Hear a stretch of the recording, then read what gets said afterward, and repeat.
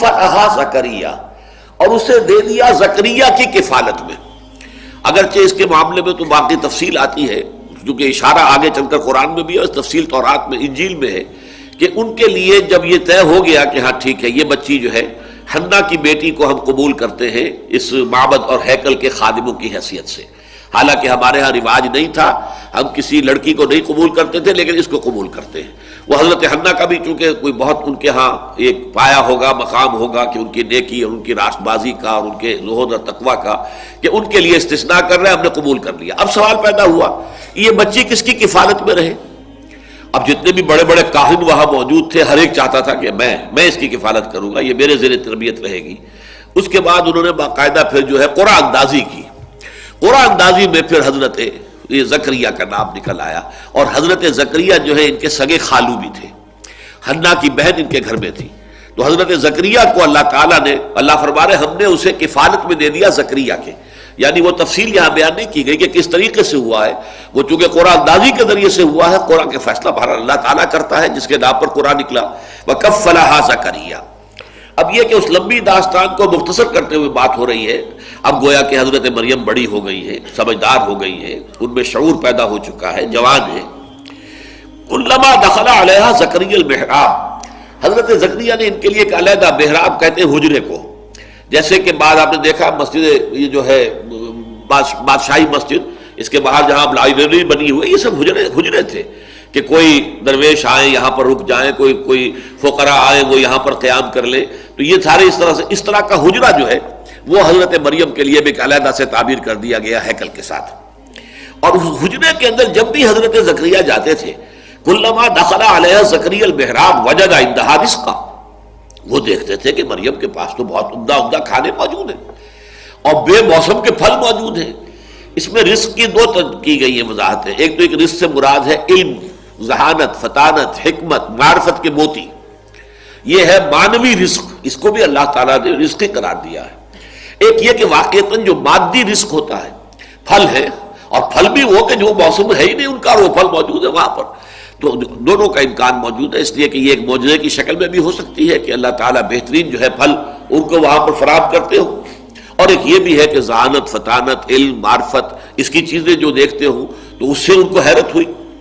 کلما دخل علیہا زکریا المحراب وجد عندہا رزقا قال یا مریم انا لک ھذا، تو انہوں نے کہا بہت ہی تعجب انگیز انداز میں، اے مریم یہ چیزیں تمہیں کہاں سے ملتی ہیں؟ قالت هو من عند اللہ، حضرت مریم نے جواب دیا یہ سب اللہ کی طرف سے ہے، ان اللہ یرزق من یشاء بغیر حساب، یقیناً اللہ تعالیٰ دیتا ہے جس کو چاہتا ہے بغیر حساب، جتنی چاہے دولت دے دے، جتنی چاہے ذہانت اور فطانت دے دے، جتنی چاہے نیکی، طبیعت کی نیکی عطا فرما دے، اللہ کی دین ہے۔ ہنالک دعا زکریا ربہ، اب اس سے حضرت زکریا علیہ السلام، یہ بھی نبی ہے، ان کے اندر جو ایک ہوک سی پیدا ہوئی، اس لیے کہ بہت بوڑھے ہو چکے تھے۔ سورہ مریم میں تو آغاز ہی یہاں سے ہوتا ہے کہ جب کہ حضرت زکریا نے اپنے رب سے دعا کی تھی کہ پروردگار میں بوڑھا ہو گیا ہوں، میرا سر جو ہے سفید ہو چکا ہے، میری ہڈیاں کمزور ہو چکی ہیں، اور اللہ نے اس وقت انہیں کو اولاد نہیں دی تھی، اور مجھے اندیشہ ہے میرے بعد کوئی وارث نہیں ہوگا کہ جو اس دین کی امانت کو اس طریقے سے حفاظت اس کی کر سکے جیسے کہ کرنی چاہیے۔ لیکن اس وقت اب ان کے دل میں ہوک سی اٹھی کہ اللہ تعالیٰ اگر اس بچی کے اوپر اتنا مہربان ہے، اس بچی کو اس نے وہ کچھ دیا ہے، یا علم دیا ہے، یا معرفت دی ہے، یا حکمت دی ہے، یا اللہ تعالیٰ جو ہے یہ بے موسم کے پھل اس کو یہاں پہنچا رہا ہے، تو اس کی اگر قدرت جو ہے مجھ پر بھی ہے کچھ مہربانی ہو کر دے اللہ تعالیٰ، تو کیا بعید ہے کہ مجھے بیٹا عطا فرما دے اس بڑھاپے کی عمر میں بھی۔ ہنالک دعا زکریا ربہ، اسی وقت، اس کو ہنالک کا ترجمہ انگریزی میں ہوگا دیر اینڈ دین، دفعتاً ایک دعا جو ہے وہ ان کے قلب کی گہرائیوں سے ابھر کر آئی، اپنے رب کو انہوں نے پکارا، قال رب ھب لی من لدنک ذریۃ طیبہ، پروردگار مجھے بھی خاص اپنے خزانہ فضل سے، خزانہ فیض سے بڑی اچھی نیک صالح اولاد عطا فرما دے، انک سمیع الدعاء، یقیناً تو تمام دعاؤں کا سننے والا ہے۔ فنادت الملائکۃ وهو قائم یصلی فی المحراب، اب یہ محراب ہے خاص حضرت زکریا کی، اور پکارا انہیں حضرت زکریا کو فرشتوں نے، وهو قائم یصلی فی المحراب، جبکہ وہ نماز میں کھڑے ہوئے تھے اس اپنے محراب میں، اپنے حجرے میں، ان اللہ یبشرک بیحییٰ مصدقا بکلمۃ من اللہ، اللہ تمہیں بشارت دیتا ہے یحییٰ کی، یعنی ایک بیٹا تمہارے یہاں ہوگا جس کا نام یحییٰ ہوگا، اور وہ تصدیق کرے گا اللہ کے کلمے کی۔ اللہ کے کلمے سے مراد حضرت مسیح علیہ السلام ہے، اس لیے کہ حضرت مسیح علیہ السلام کے وجود میں آنے میں جو باپ کا حصہ ہے وہ اللہ تعالیٰ کے کلمہ کن نے ادا کیا ہے، جیسے کہ کلمہ کن سے ہر شے عدم سے وجود میں آ جاتی ہے، انما امرہ اذا اراد شیئا ان یقول له کن فیکون۔ تو یہ جو انسانی ولادت ہے، ظاہر بات ہے کہ اس میں ایک ماں کا حصہ ایک باپ کا حصہ ہے، وہ باپ والا حصہ چونکہ یہاں نہیں تھا لہذا یہاں پر اللہ تعالیٰ کا ایک خاص کلمہ جو ہے وہ اس کی جگہ پر کن، اس نے گویا کہ اس کی جگہ لی ہے، تو گویا کہ حضرت مسیح علیہ السلام خاص طور پر کلمۃ اللہ ہے، اللہ کا کلمہ ہے، تو وہ تصدیق کریں گے اللہ کے کلمے کی، وسیدن، اور وہ بڑے سردار ہوں گے، اونچے رتبے والے ہوں گے، وحسورن، اور بہت ہی نیک ہوں گے، مجرد رہیں گے، انہیں دنیاوی لذتوں سے، آسائشوں سے اور شہوات سے کوئی سروکار نہیں ہوگا، وَنَبِيًّا مِّنَ الصَّالِحِينَ، اور وہ نبی ہوں گے صالحین میں سے۔ یہ ہے جو کہ خوشخبری حضرت زکریا کو مل رہی ہے جبکہ وہ نماز پڑھ رہے تھے اپنے محراب میں، اپنے اس حجرے کے اندر۔ اب دیکھیے یہاں یہ معاملہ سامنے آ رہا ہے کہ اگرچہ خود دعا کی تھی لیکن اس دعا کا ایک خاص وقت تھا کہ حضرت مریم پر جو بھی اللہ تعالیٰ کی رحمتیں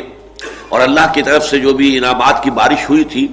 اس سے طبیعت میں ایک دم جو ہے غیر اختیاری طور پر وہ جوش پیدا ہوا اور دعا کر لی، حالانکہ انتہائی خود بوڑھے ہو چکے تھے، ساری عمر بیوی جو ہے وہ بانجھ رہی تھی، کوئی اولاد ہوئی نہیں ساری عمر۔ اب ان حالات کے اندر دعا کر لینا، دعا تو کر لی لیکن اب جب کہ ان کو مل رہی ہے خوشخبری مل رہی ہے تو طبیعت کے اندر ایک اشکال پیدا ہو رہا ہے،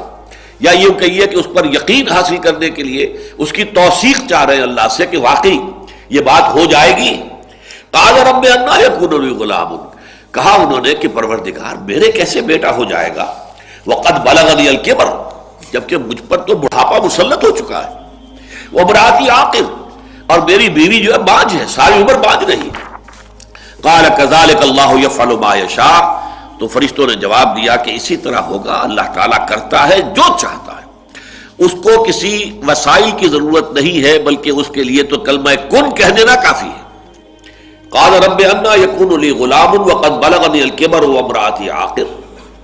حضرت زکریا نے عرض کیا پروردگار میرے ہاں کیسے بیٹا ہو جائے گا جبکہ مجھ پر بڑھاپا مسلط ہو چکا ہے اور میری بیوی بانجھ ہے، تمام عمر بانجھ رہی ہے۔ قال کذلک اللہ یفعل ما یشاء، اللہ نے فرمایا یا فرشتوں نے کہا کہ اللہ تعالیٰ ایسے ہی ہوگا اور اللہ تعالیٰ جو چاہتا ہے کرتا ہے۔ قال رب اجعل لی آیہ، انہوں نے اس کے پروردگار میرے لیے کوئی نشانی مقرر کر دے۔ قال آیتک الا تکلم الناس ثلاثۃ ایام الا رمزا،